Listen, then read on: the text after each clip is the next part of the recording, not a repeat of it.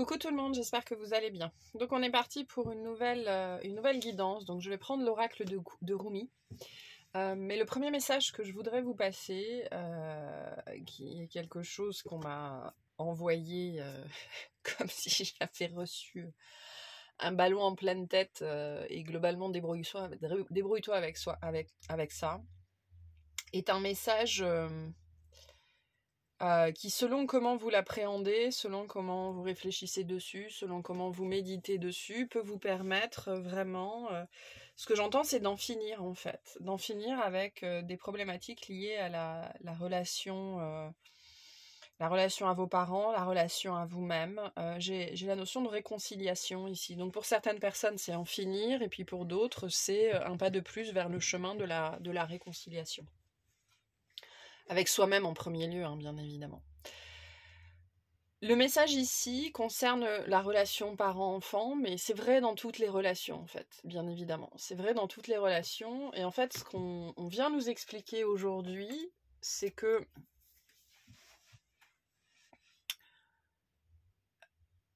vous ayez des enfants, que vous n'en ayez pas, vous avez été un enfant, vous avez eu une relation avec vos parents, etc., peu importe. Mais c'est cette idée que peu importe à quel point on aime son enfant ou son conjoint ou peu importe à quel point on aime l'autre ne reçoit pas notre amour. D'accord ? Parce que ce que l'autre reçoit, c'est notre qualité de présence. Un parent aime son enfant, d'une façon ou d'une autre, d'accord ? Un enfant aime son parent, ok. Mais on sait que la plupart des problématiques en tant qu'adulte et la plupart de nos traumas prennent naissance justement dans ce fait qu'en tant qu'enfant, on n'a pas reçu l'amour dont on avait besoin. Ce qui ne veut pas dire que nos parents ne nous ont pas aimés, mais ce qui peut, à l'âge adulte, en fait, créer du blâme envers les autres. Ne me donnes pas ce dont j'ai besoin. Sauf que l'amour que l'on ressent pour les autres, pour les enfants, pour ses parents, peu importe, mais il y a quelque chose de très axé sur la relation parent-enfant. Mais comme dit, tout est relation. L'amour que l'on porte à son enfant, l'enfant ne reçoit pas l'amour que l'on lui porte. Il reçoit la qualité de ma présence, en fait. Il reçoit ma présence, il reçoit ma conscience, il reçoit mon stress, il reçoit mon anxiété, il reçoit ma douceur, il reçoit ma tendresse, mais il reçoit pas mon amour. Parce que l'amour, c'est pas quelque chose qui se transmet comme ça. Ça passe par d'autres biais, d'accord ? Et il y a un message, et c'est le message vraiment très important aujourd'hui, où on vous invite vraiment à vous asseoir.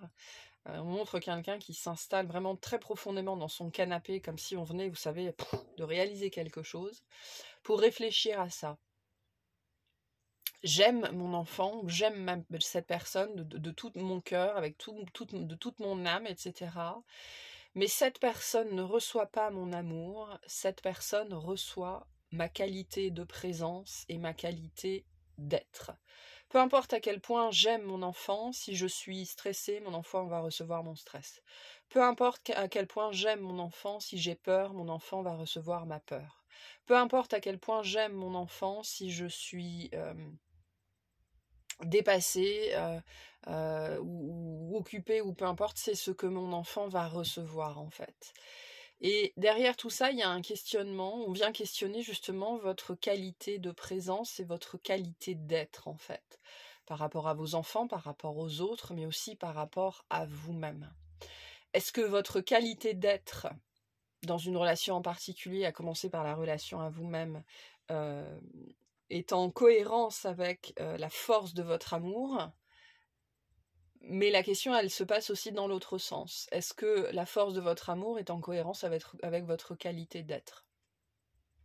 Et ce qu'on vient me dire ici, ce qu'on vient m'expliquer, c'est que si vraiment on se penche sur cette question-là, ce que j'entends, c'est que c'est un outil très puissant pour sortir du blâme, en fait. C'est cette compréhension qu'on ne reçoit jamais ce que l'autre veut nous envoyer, notamment dans le domaine de l'amour. C'est très compliqué, en fait. On reçoit ce que l'autre est.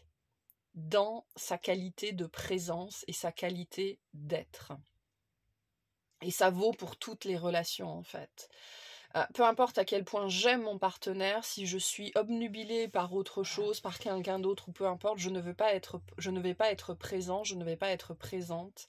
Et donc je ne vais pas manifester tout cet amour vis-à-vis de mon partenaire, vis-à-vis de mon enfant, vis-à-vis de mon parent, vis-à-vis de mon chien, vis-à-vis de mon projet, vis-à-vis de mon corps, vis-à-vis de moi-même.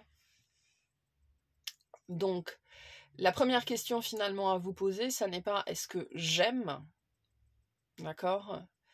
Mais qu'en est-il de ma qualité de présence et de ma qualité d'être? C'est-à-dire, est-ce que ma qualité de présence reflète l'amour que j'éprouve pour cet être, pour ce projet, pour cette énergie? Avec cette idée, est-ce qu'il y a vraiment une congruence entre les deux? Et c'est important, et on me dit attention, parce que c'est une question qui, si on est toujours dans l'autoflagellation, si on est toujours dans la critique personnelle, peut réveiller très très très facilement la culpabilité en fait. On n'est pas ici pour vous faire vous sentir coupable, absolument pas. On est ici, ce que j'entends, pour vous donner un outil, presque comme un thermomètre en fait. C'est-à-dire, pour savoir comment votre relation va, demandez-vous comment vous allez. Et pour savoir comment votre relation va, demandez-vous comment vous alliez à l'époque. D'accord ? Parce que la relation parent-enfant, elle peut remonter à très très très très très loin. Et que vous soyez l'enfant ou le parent ou l'homme ou la femme ou peu importe, ça marche dans les deux sens en fait. Ça permet ce questionnement, et on est dans des énergies très propices au questionnement, d'accord ? Et à la réponse intellectuelle, à la conscientisation, à la compréhension. Par ce questionnement-là, par ce biais-là, vous pourriez avoir justement trouvé un outil, parce que vraiment cet outil-là, cette notion-là, un outil, une méthode pour pouvoir prendre la hauteur et le recul nécessaires par rapport à pourquoi ma relation avec mon enfant, elle est ce qu'elle est aujourd'hui, pourquoi la relation avec mon parent, elle est ce qu'elle est aujourd'hui, pourquoi j'arrive pas à sortir du blâme, etc., etc. Et ça peut vous permettre en fait de réconcilier vraiment certaines choses à l'intérieur de vous, potentiellement même des choses sur lesquelles vous n'arrivez pas à mettre le doigt en fait. C'est-à-dire que vous identifiez même pas que c'est là, vous identifiez même pas que ça existe. Donc l'amour n'est pas quelque chose qui se transmet. La qualité de présence et la qualité d'être sont les seules choses que l'on peut transmettre à l'autre. Et est-ce que ma qualité d'être et ma qualité de présence sont en cohérence avec mon amour, avec ce que je ressens? Et ça marche aussi pour les personnes qu'on n'aime pas, hein. Pour les personnes qui nous dérangent, où on choisit d'être aimable et d'être affable et de ravaler ce qu'on a à dire et de ravaler sa colère, etc. Parce que bien souvent, et ça c'est très humain, on se retrouve à être très, très cordiaux, très aimables, très affables, très doux, très tendres, mais pas avec les bonnes personnes. Voilà. Donc vous voyez comment ça résonne pour vous. Mais il y a un message puissant en fait derrière tout ça pour certaines personnes ici. Ok, on va voir le message de Rumi par rapport à tout ça. Ce qu'on veut nous dire de plus.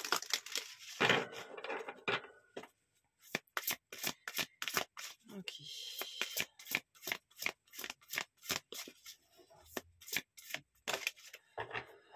Le cœur cosmique. Et en dos de deck, alors on a le 8 avec le cœur cosmique, et en dos de deck, on a le 44 avec la miséricordieuse mère Jamal. Donc l'énergie de la mère est extrêmement présente. Hein. Je pense que la relation mère-enfant, puisque la mère est censée être la porteuse de l'amour, en tout cas de l'amour maternel, c'est quelque chose qui est questionné en ce moment, très très fortement. Parce que l'amour de la mère, la façon dont ça nous est transmis, détermine en très très grande partie l'amour que l'on a pour soi, qu'on soit homme ou qu'on soit femme en fait. Hein. L'estime qu'on a pour soi, la valeur que l'on se porte, ce que l'on estime mériter en termes d'amour, en termes de confort, en termes de douceur, etc., etc. En grande partie, c'est conditionné par ce que notre mère nous a transmis, en fait. Et donc, on a le cœur cosmique. On va mettre là. Alors, avec l'énergie du 8. Où est-ce qu'on est? J'étais mort, je suis devenu vivant. J'étais larme, je suis devenu rire. Le pouvoir de l'amour est arrivé, faisant de moi une force éternelle. J'ai tout vu, je n'ai aucune peur, j'ai le cœur d'un lion, je brille comme Vénus. Ce qui est très intéressant vu l'aparté qu'on a fait sur Vénus dans la météo énergétique d'aujourd'hui. Je l'entends et je pleure, dans une révérence sublime, je m'incline devant ce cœur battant de l'univers qui résonne dans toute la création, plein de vie et d'amour. Autrefois j'étais sourd, j'entendais beaucoup de bruit mais pas la vérité, je ne connaissais pas le son véritable. Alors j'ai cru en bien des choses indignes de ma foi. Puis dans un moment de crise où mon cœur s'est ouvert, un cadeau m'a été donné. J'étais en proie à la peur et à la confusion, mais ce cadeau était bien plus puissant que ces affections temporaires. Ce cadeau, c'était la capacité à entendre le son qui se cache en toute vie. Je l'ai entendu, ce son sacré du cœur battant de l'amour universel. Maintenant, je sais que croire en des choses indignes comme la peur ou le doute est une aberration. Même ma solitude ne me convainc plus. Nous sommes animés par ce battement de cœur, par la vie qu'il soutient. Vous et moi, les planètes, les oiseaux, les poissons, tous émergent de la grande source grâce au cœur battant de l'univers. Et tout à l'heure, j'avais ce message. La paix et l'amour sont le tissu de l'univers, sont la fabrique même, c'est-à-dire le tissu qui fabrique et qui sous-tend l'univers, qui sous-tend la réalité. Du coup, qu'est-ce qui me sépare de la paix et de l'amour? C'est lui qui fait couler le sang dans tes veines. Quelle preuve te faut-il encore? Tu vis. Voilà la preuve. Je l'entends partout désormais, il bat si fort, plus fort que les mots de la peur, il résonne dans mon âme en éclipsant les tremblements d'angoisse. Et on a vraiment une récurrence des messages ici. Il y a ce message très fort dans l'extension de la dernière guidance du chariot lunaire, le fait que vivre, ça suffit en fait. Et on vous dit, tu vis, voilà la preuve. Voilà la preuve que tu es aimé, que tu as été aimé d'une façon ou d'une autre. Parce que tu vis, parce que tu es là. Et ça suffit en fait. Sur le chemin de l'amour, il y a un tournant où l'aimé est prêt à s'engager plus pleinement dans le cœur de l'amant divin. La préparation spirituelle qui mène à cette étape est un processus riche et complexe. On peut avoir l'impression d'être battu, haché, mijoté, remué dans la marmite du grand chef pour être transformé en un délicieux mets sacré à poser sur la table du festin divin. C'est une transformation qui demande du courage et de l'audace, qui crée dans l'âme de sublimes effluves. Certes, elle nous conduit vers des endroits qu'on aurait préféré éviter, des lieux où l'on doit se confronter à la douleur, mais d'où l'on sort finalement libéré. La douleur ayant perdu son emprise sur nous, on cesse de fuir bêtement devant la vie à cause de la peur ou de l'incertitude. Tu as traversé ces épreuves sans succomber à la tentation. Tu n'as pas cédé à la peur, tu as compris que tes tentatives de contrôle ne servaient pas à grand-chose finalement. Alors pourquoi ne pas abandonner tout cela une bonne fois pour toutes ? Tu as dû combattre chaque partie de toi-même qui résistait à la réalité, à ce que la vie lui présentait dans l'instant. Tu as dû apprendre à ne pas savoir. Tu as compris qu'il n'y avait rien à comprendre pour que la vie puisse se dérouler dans sa grâce sublime et sa parfaite synchronicité. Tu as dû supporter les ténèbres sans perdre l'espoir de voir revenir la lumière. Tu as dû croire en la sagesse de ton cœur alors que ton esprit était en proie aux cauchemars et aux hallucinations de la peur. Ils étaient si puissants que tu croyais durs comme fer à leur réalité. Comment faire autre chose que fuir et se cacher n'importe où d'une manière ou d'une autre? Et pourtant tu es là, toujours aimant, toujours sage, prêt pour un amour plus grand que jamais. Alors avançons ensemble, toi et moi. Je te prends par le bras pour t'entraîner, courons ensemble et sautons dans le vide. Il n'est plus question de vivre à moitié. Nos larmes seront claires comme l'eau de roche et nos rires emplis d'une telle joie que nos exhalaisons feront jaillir les étoiles dans le ciel. Nous entendrons le cœur cosmique battre dans nos oreilles et nous danserons à son rythme. Ce rythme sacré nous envoûte. Il anime les hanches, les mains, les cœurs. Il sort l'âme de sa torpeur. Mais ce cœur bat si fort. Certaines parts de toi-même seront peut-être frappées par cette affection inconditionnelle et cette gaieté bruyante. Peut-être auras-tu peur que cet amour si grand ne soit pas assez attentionné envers toi. Ne risques-tu pas de partir à la dérive dans ce gigantesque océan d'amour? Il est vrai que tu seras sûrement désorienté. Alors comment sauras-tu où aller? N'aie pas peur, mon âme sœur, l'amour a une sagesse et des manières qui n'appartiennent qu'à lui. Nous nous perdrons dans son génie. L'univers balancé en tous sens, secoué dans les déferlantes de l'amour, nous serons contraints d'abandonner notre intelligence devenue inutile. À ce moment-là, l'amour pourra facilement nous guider car il n'y aura plus rien en nous pour résister. Fini les incessantes remises en question du mental, nous n'aurons même plus à trouver la voie car nous serons devenus la voie. Cet oracle t'apporte une guidance particulière. L'amour s'approche de toi comme un grand tsunami cosmique.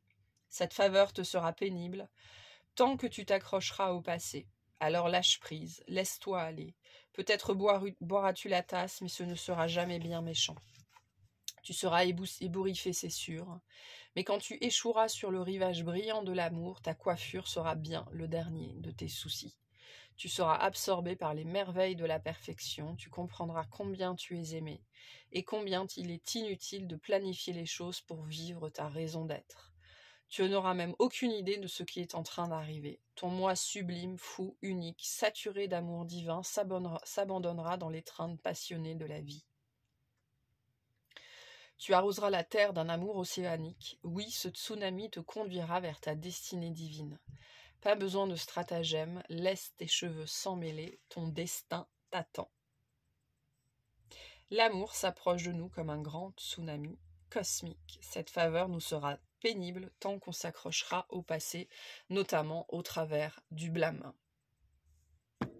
Et la notion du blâme, elle est très présente ici. Le blâme de soi-même, particulièrement le blâme de ses parents, potentiellement très particulièrement le blâme de sa mère, de n'avoir pas pu nous aimer comme on voulait être aimé. Mais encore une fois, l'amour n'est pas quelque chose qui se transmet. D'accord ?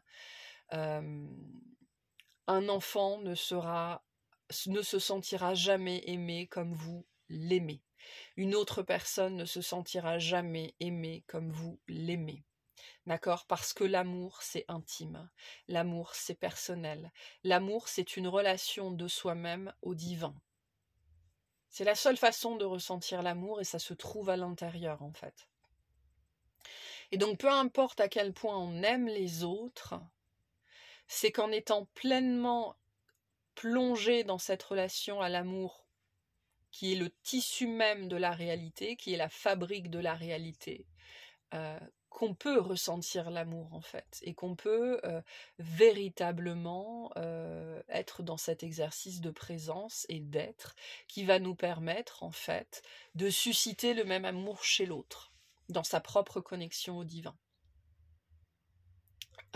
Mais voilà, peut-être que pour certains, j'ai la notion de deuil qui est là, d'accord, certaines personnes, peut-être potentiellement beaucoup du côté des parents, ok, ou des gens qui ont été responsables ou qui ont été le leader dans une relation, comprendre, c'est cette phrase, hein, on ne peut rencontrer l'autre qu'à la hauteur à laquelle il s'est rencontré lui-même en fait, et on ne peut transmettre notre amour à l'autre que dans qu'à la hauteur à laquelle lui-même s'est connecté à l'amour.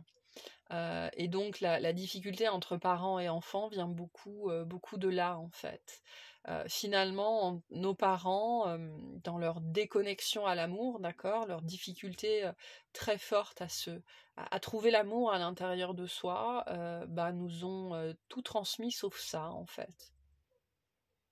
Et ça fait partie du process transgénérationnel, ça fait partie des choses, ça fait partie des résolutions qui sont en cours, hein, parce que le message que je reçois aussi avec cette carte, c'est qu'il y a quelque chose qui est en cours, il y a quelque chose qui est en train d'être achevé, il y a quelque chose qui est en train d'être dépassé, notamment un blâme très puissant en fait, un blâme très très fort, potentiellement vraiment lié à la mère, et ça peut être très très très compliqué en fait.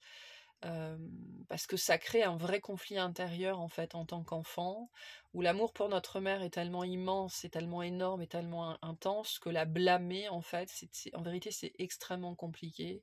On est dans des trahisons extrêmement profondes ici, et je sens quelque chose en fait qui est en train de se relâcher en fait. Et c'est ça qu'on vous dit, hein, abandonner le passé, c'est réussir à laisser ce blâme derrière soi en fait, en comprenant que l'amour c'est quelque chose de personnel. l'amour ne se partage pas en fait. C'est aussi ce qu'on vient nous dire avec ce message-là. L'amour ne se partage pas, l'amour ne se transmet pas. La seule chose que l'on peut vivre, et c'est quelque chose, et on me dit c'est une chance. Ce qui veut dire que c'est rare en fait. La seule chose que l'on peut vivre, c'est de s'aimer de la même façon au même moment. C'est-à-dire c'est une congruence dans l'espace et dans le temps des énergies d'amour. Mais l'amour ne se transmet pas.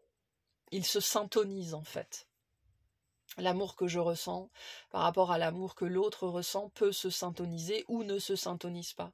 Et en vérité, la syntonisation de l'amour, aujourd'hui, là où en est la société humaine, c'est beaucoup plus rare que ce qu'on croit.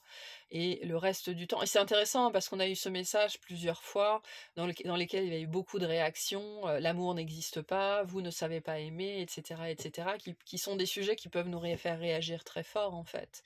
Et on en revient un petit peu à la même chose dans cette idée que l'amour ne se partage pas, l'amour se syntonise, ce qui n'est pas du tout la même chose. Et donc c'est votre propre relation à l'amour qui va déterminer la qualité de l'amour que vous allez pouvoir vivre dans ce principe de syntonisation en fait. Mais du coup, ça demande aussi de rencontrer des personnes qui ont fait cette expérience-là de l'amour et qui sont débarrassées, alors on n'est jamais complètement débarrassé, mais en tout cas qui sont débarrassées de beaucoup de résistance. Voilà.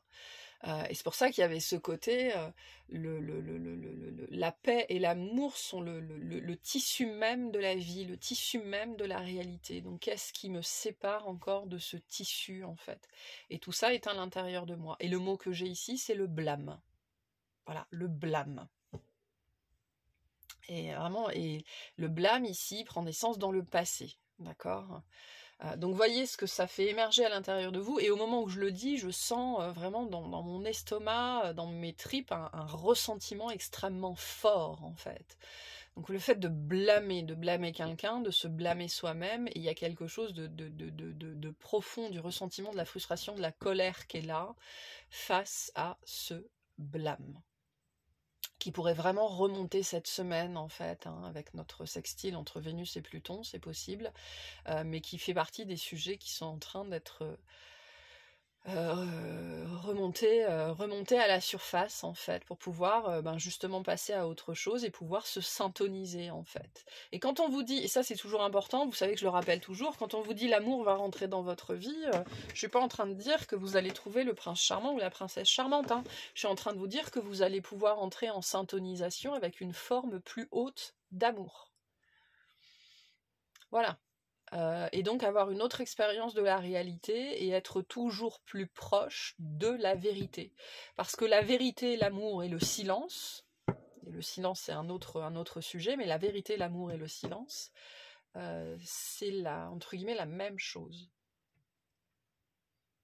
Donc voilà, quel est ce blâme qui est toujours là. Ok, le blâme.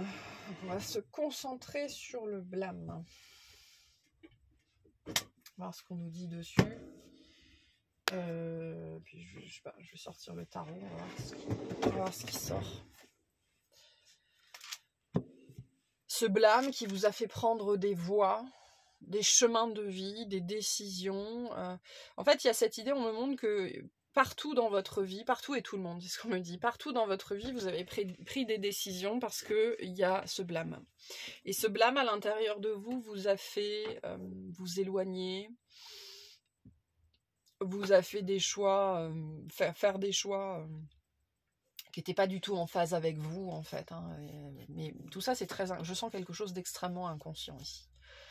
Là on n'est pas du tout à la surface de la psyché, on est bien loin à l'intérieur en fait, parce qu'il doit y avoir un conflit extrêmement fort par rapport à cette notion de blâme, par rapport à la personne que vous blâmez, et derrière ça le fait de vous blâmer vous-même. Je sens vraiment la relation à la mère très très forte ici. Et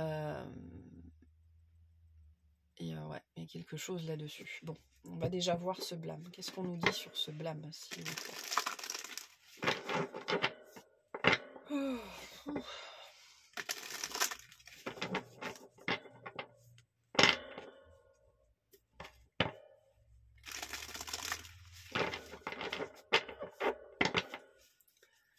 Allez, qu'est-ce qu'on a ici sur ce blâme?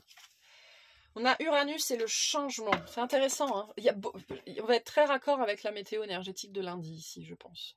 Hein, il y a vraiment on est dans ces énergies de Jupiter qui revient en direct, de trigone entre Mercure et Jupiter, où les choses sont fluides en fait. Hein. Vous voyez, la communication elle est fluide, les messages sont fluides.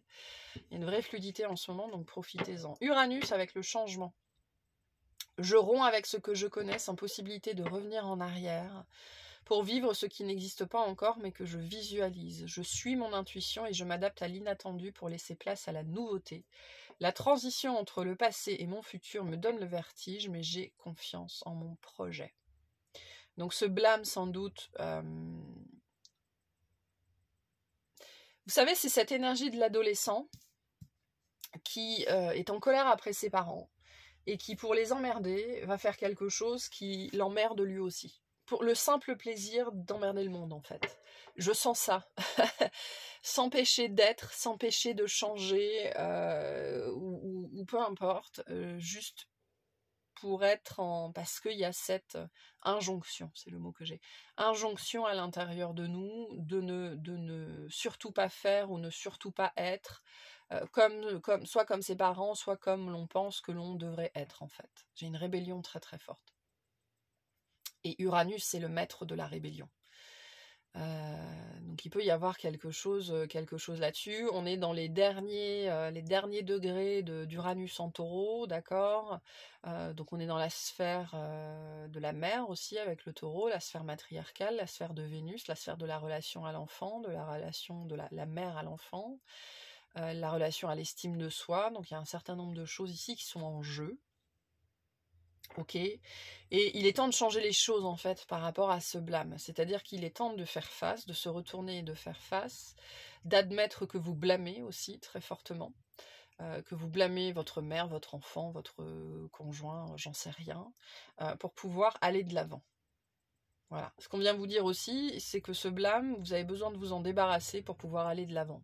Et la seule façon de s'en débarrasser, c'est de le regarder en face, c'est-à-dire c'est de le reconnaître.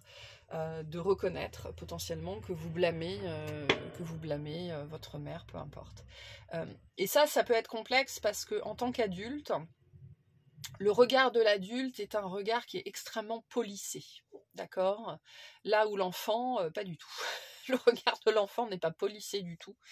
Et là, ces énergies de Vénus en bélier, hein, et cette carte nous parle de Vénus, on est dans des énergies de je ressens ce que je ressens, rien à foutre. Voilà, donc il est temps de sortir du regard policé de l'adulte par rapport à potentiellement cette colère intérieure, cet amour qui n'a pas été nourri, ou qui n'a pas été réciproque, ou alors qu'on n'a pas vécu comme on voulait le vivre en fait, hein, parce que Vénus en bélier est extrêmement capricieuse. Donc, on peut avoir les énergies du caprice au niveau de l'enfant ici qui peuvent ressortir aussi en ce moment. Et il est temps de rompre avec ça en fait, c'est ce qu'on vous dit. Il est temps de rompre avec ça. Qu'est-ce qu'on a de plus sur ce blâme, s'il vous plaît? Maison 9, on est dans les énergies jupitériennes. Ici, les aspirations. Je suis consciente de mes croyances. Je visualise comment elles conditionnent ma manière de voir la vie. Et en dos de deck, j'ai Vénus avec le désamour. Donc c'est là-dessus très profondément qu'on est en train de bosser en ce moment et sur lequel on nous invite à mettre de la conscience, d'accord? La croyance, potentiellement que je n'aime pas le changement, qu'il ne faut pas changer, que changer c'est dangereux, etc. Hein, on parlait de ça aussi hein, dans la météo énergétique, qui nous donne vraiment le là pour les énergies du moment. Plus je fais des météos énergétiques, plus je m'aperçois qu'elles sont... c'est l'énergie de la fléchette, quoi. Donc peut-être que votre placement d'Uranus pourrait vous donner des informations sur tout ça, votre maison 9 aussi, d'accord? Le placement de Vénus aussi dans votre thème pourrait vous donner des informations sur où se situe ce blâme chez vous, d'accord? Mais il y a bien ici cette notion de croyance sur le changement, d'accord? Sur le changement et sur l'amour, le désamour, je suis aimée, je ne suis pas aimée, qu'est-ce que l'amour? Est-ce que j'aime, est-ce que je n'aime pas? Est-ce que ma qualité de présence et ma qualité d'être reflètent cet amour? Et encore une fois, c'est pas facile d'être au top tous les jours, toutes les heures, toutes les minutes, hein, absolument pas. Mais globalement, si je fais un exercice d'introspection et de regard, de retour en arrière, est-ce que ma qualité de présence reflète mon amour ou pas? Et donc, qu'est-ce qui doit changer? Votre maison 9, vraiment, représente, avec le Sagittaire, la pointe de la flèche au niveau de votre destinée, au niveau de votre vie. J'aspire à ça. Je veux ça. Est-ce que mes actions sont en congruence et en cohérence avec ça? Mais il y a bien ici des notions de croyance, des notions de conditionnement, d'accord, qui empêchent le changement. Et qu'est-ce qu'on a d'autre sur ce blâme, s'il vous plaît? On a la maison 7, avec la balance et donc Vénus, et les relations. Je suis consciente de ma vie affective, je visualise comment elle conditionne mon équilibre personnel, et derrière on a le Scorpion qui nous dit d'approfondir sur ce domaine-là. Donc on a un changement en profondeur qui est en train de se faire au niveau relationnel, d'accord?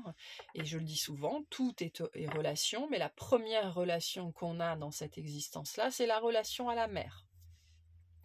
Plus spécifiquement, c'est la relation au tout au travers de l'utérus. Mais la première relation qu'on a, c'est la relation à la mère.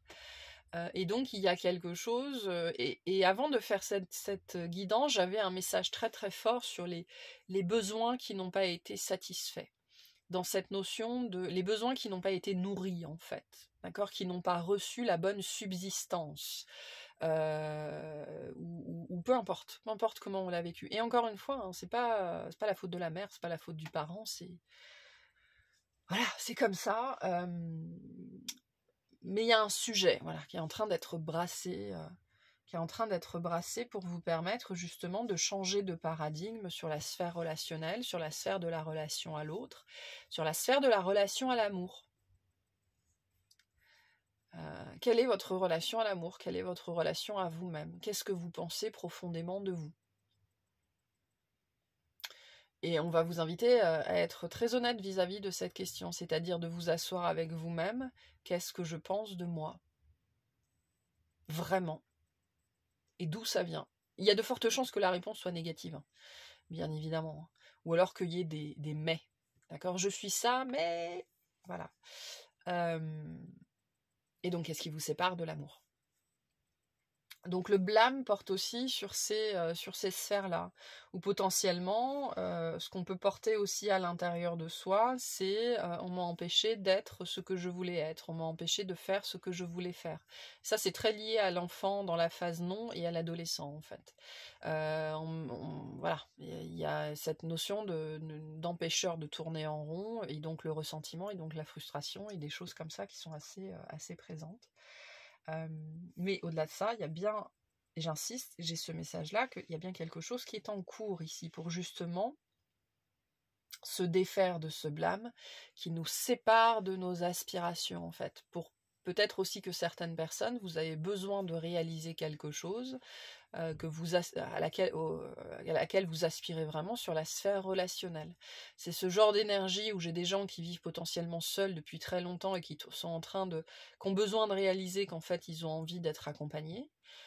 Et d'autres personnes qui sont tout le temps entourées, qui sont en train de réaliser qu'en fait ils seraient beaucoup mieux tout seuls.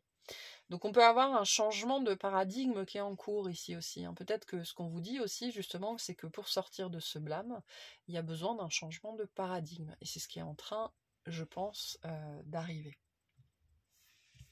Voilà. Donc voyez comment tout ça résonne pour vous, voyez là où ça gratte, là où ça pique, ce sur quoi ça tire, d'accord? Voilà. Allez, on va prendre 3 cartes du tarot par rapport à ça, puis on ira faire la suite dans l'extension. On a le cavalier de coupe. Donc la notion d'aspiration qui est présente sur le changement, la notion aussi de relation affective, pas que sentimentale, mais la relation à l'autre qui a besoin de changer. Maintenant, le cavalier de coupe représente aussi le fait de suivre ses rêves. Et donc je disais ici, il y a potentiellement une frustration à l'intérieur, je n'ai pas pu faire ce que je voulais, je n'ai pas pu être ce que je voulais, à cause de la façon dont mes besoins n'ont pas été nourris ou satisfaits, ou peu importe. Il y a quelque chose là-dessus, sur la notion de vœu, de désir, de souhait, voilà, qu'on a peut-être porté justement comme un ressentiment pendant très longtemps et qui est doucement en train de s'effacer, de s'apaiser. Donc on a le cavalier de coupe, on a le 6 de bâton et on a le 7 de bâton. Donc on a bien quelque chose qui est en train d'arriver à son terme ici. Avec une notion de reconnaissance. On est bien attaché au passé avec le 6 de coupe, on est bien attaché à la petite enfance, on est bien attaché à la relation ici. Il y a quelque chose de très fort lié à l'autre, lié à l'effet miroir. D'accord? On est bien dans la sphère relationnelle. Il y a quelque chose qui est en train de changer. Et avec le 7 de bâton qui va vous permettre. On a des énergies de consolidation très fortes en ce moment, de consolider toujours plus votre être, toujours plus qui vous êtes, toujours plus ce que vous voulez en fait, très très fort, ce à quoi vous aspirez. Et on va bien de l'avant, on a quand même 2 personnages sur des chevaux qui vont dans la même direction, donc on va bien de l'avant ici et on vous invite vraiment à aller de l'avant. D'accord? Le passé est passé, c'est ce que vient vous rappeler le 6 de coupe. Il est temps, on a la papesse, on a le 10 de coupe ici, il est temps de vous séparer en fait vraiment de ce qui vous empêche d'être heureux. Tout ce qui se trouve à l'intérieur de vous et qui est tu, les vérités qui ne sont pas dites, qui ne sont pas admises, qui vous empêchent d'être dans cette syntonisation en fait. Il n'y a que vous qui puissiez vous mettre dans cette syntonisation. Donc, il y a cet appel très fort avec le 10 de coupe et le 6 de coupe, vraiment, où on vient vous dire que le moment de renoncer à ce qui vous pèse, à ces résistances à l'intérieur de vous, à ce qui vous peine, aux vieux chagrins, aux vieilles querelles, aux vieux ressentiments, aux espoirs déçus, d'accord, à tout ça, il est temps de renoncer à tout ça, en fait. Voilà. Et il y a bien un renoncement qui est en train de se faire. Je disais dans la carte que j'ai tirée lundi pour la communauté YouTube, les énergies du 9 de coupe sont extrêmement présentes en ce moment. Donc on arrive petit à petit à ce renoncement. Et donc les choses vont pouvoir changer. C'est comme ça que les choses vont pouvoir changer, c'est comme ça qu'on va pouvoir être plus en phase avec ses aspirations et aller dans la bonne direction, et c'est aussi comme ça qu'on va pouvoir vivre le relationnel au sens très large qu'on a envie de vivre. Mais bien ici, un message très fort sur le renoncement au passé, le renoncement aux querelles, le renoncement au blâme. Et donc, qu'est-ce qui vous empêche de renoncer à tout ça, en fait? Et il y a vraiment cet aspect d'être accroché à quelque chose de très très fort. Et je réalise juste, mais la papesse c'est la mère. La papesse c'est la mère. Donc pour moi il y a un blâme vis-à-vis de la mère qui est extrêmement fort, extrêmement puissant, extrêmement pressant et présent. Ce que je vois c'est que les énergies du moment pressent dessus comme si on appuyait sur un ballon plein d'eau en fait. On vient presser dessus pour que ça sorte. Voilà, pour que ça sorte. Renoncer au blâme. Vous voyez comment ça résonne pour vous, mais il est temps de renoncer au blâme, particulièrement au blâme de la mère. Dans cette idée que l'amour ne se transmet pas, l'amour se syntonise, l'amour ne se partage pas, l'amour se syntonise. Et donc, je vous invite, si vous résonnez avec ce message-là lié à la relation à la mère, observez la vie de votre mère. Est-ce que votre mère vous a apparu au moment où elle vous a élevé comme étant un parangon de la syntonisation à l'amour? Est-ce que votre mère avait les moyens d'être en syntonisation avec cette énergie-là? Probablement que non. Ce qui ne veut pas dire que votre mère ne vous a pas aimé, mais voilà, elle vous a transmis sa qualité de présence et sa qualité d'être parce que il lui manquait cette syntonisation. Et donc oui, vous n'avez pas reçu ce dont vous aviez besoin, Mais devinez quoi? Vous êtes adulte et vous pouvez vous l'apporter vous-même maintenant. Donc, renoncez au blâme, particulièrement au blâme de la mère. C'est ce que j'entends de très très fort ici. Et si vous êtes une mère, je vous invite à faire ce travail-là avec vous-même en premier lieu, en fait, et à réfléchir à cette idée vraiment que l'amour ne se transmet pas, l'amour ne se partage pas, l'amour se syntonise, en fait. Voilà. Et si vous êtes syntonisé avec la peur, avec le stress, avec l'angoisse, avec le manque, avec l'anxiété, etc., ben, vous n'allez pas transmettre de l'amour. Absolument pas. Et c'est ok en fait, c'est ce qu'on rajoute avec ce message-là, c'est ok. Ça fait partie de l'expérience. Ok, c'est ce qui fait qu'on a quelque chose à expérimenter dans cette vie-là. C'est ce qui fait aussi que ça va cocher les cases des expériences que vous avez choisi de vivre. C'est ok. C'est aussi parce que c'est aussi au travers de cette expérience-là. Parce que comment on fait l'expérience des besoins nourris et des besoins satisfaits en faisant l'expérience des besoins qui ne sont ni nourris ni satisfaits? Comment on fait l'expérience de la liberté en faisant l'expérience de l'emprisonnement? Comment on fait l'expérience de l'amour en faisant l'expérience de l'indifférence, de la peur, de la haine, etc., etc. Plus spécifiquement de l'indifférence ou de l'absence. D'accord? Parce que l'inverse de l'amour, c'est pas la haine. On peut avoir la peur, mais c'est souvent beaucoup l'absence ou l'indifférence, la non-présence. Donc, tout ce que vous avez vécu de censément négatif est venu vous apprendre ou vous aider à apprendre l'exact opposé. Donc, qu'est-ce que la relation à votre mère, parce que c'est très présente, vous a appris? Si la relation à votre mère vous a appris le manque, vous a appris l'angoisse, vous a appris l'anxiété, vous a appris la brutalité, vous a appris la critique, vous a appris le jugement, cette relation est venue pour vous apprendre l'amour. Voilà. Parce que c'est venu vous apprendre à le faire naître par vous-même et par vos propres moyens et à ne dépendre de personne. Pour ça, en fait, pour cette notion d'amour. Et ça, forcément, c'est du domaine de la relation à la mère, parce que la relation à la mère est une relation de dépendance. D'accord? On est dépendant de sa mère pendant, en général, au moins 9 mois, et après pendant encore un certain temps. Donc, potentiellement, certaines personnes, la notion du renoncement, c'est ça aussi, hein, accepter que vous n'êtes plus un enfant, que vous n'êtes plus dépendant, que vous pouvez vous aimer tout seul, en fait, comme un grand et comme une grande, et que vous pouvez satisfaire vos propres besoins comme un grand et comme une grande, etc., etc. C'est aussi pour ça qu'on a la relation à l'autre, qu'on a l'effet miroir. On a besoin des autres de 1001 façons possibles, mais avoir besoin des autres, ça n'est pas être dépendant, en fait. Donc, il y a beaucoup de messages ici différents, mais on en revient beaucoup à cette notion de blâme. Donc, voyez comment cette notion de blâme résonne pour vous. Allez, je vais vous tirer un petit message de fin, et puis on va aller faire la suite dans l'extension. Pas clarifier, parce que j'ai l'impression que je viens de clarifier beaucoup de choses, mais en tout cas, on va faire la suite. On a le phénix. Le phénix indique que tu changes de peau, tu es en train de renaître de tes cendres pour revenir plus fort.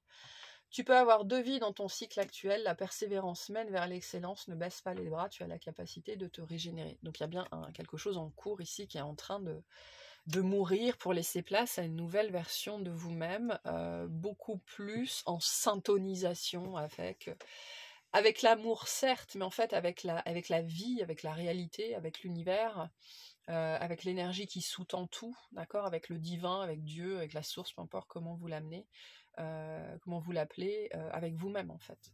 Hein. Moi, je parle toujours de la relation à soi-même parce que les autres n'existent pas. Voilà. L'autre n'existe pas. Voilà pour ce message. J'espère que ça vous aura parlé, que ça vous aidera, et je vous souhaite une excellente journée.